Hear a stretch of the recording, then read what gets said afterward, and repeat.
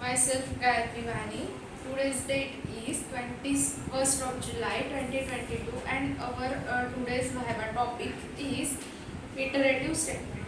Java language provides the statements to execute the block or some statements in the code that are called iterative statements. These iterative statements are used in loop. Hence, these iterative statements are also called looping statements. So, the iterative statements are do while statements, while statements, for statement, etc.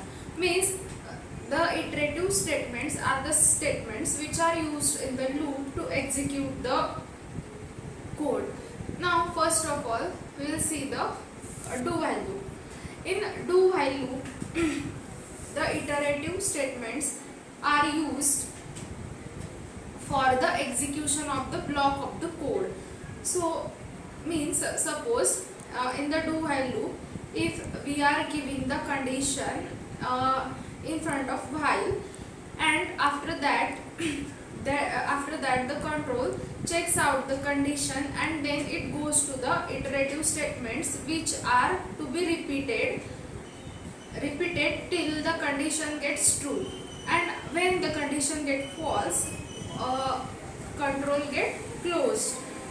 In this way, these statements work.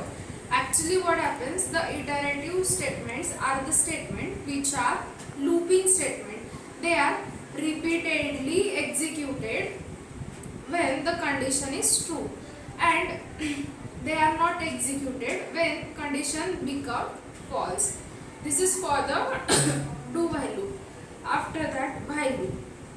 So, same for the while loop.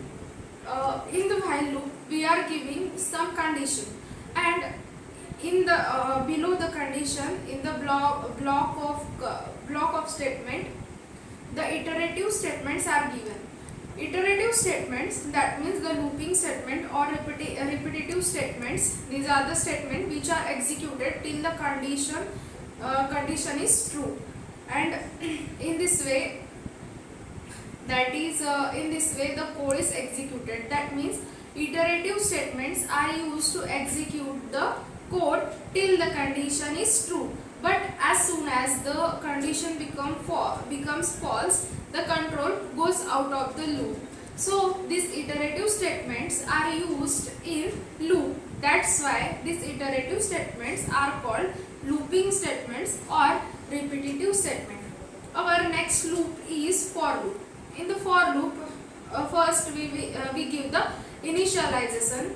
That means some variable is initialized which we want to increment or decrement, and on that variable the condition is given. So that variable is initialized in the first part of the loop. After that, the semicolon is given, and after the semicolon the condition is mentioned which we have to check out in the loop, and after that we have to increment the character. So after this in the block of for loop, the iterative statements are given. So these iterative statements are the repetitive statements or looping statements. So when our condition is true, the control goes to the iterative statement. That means it will execute the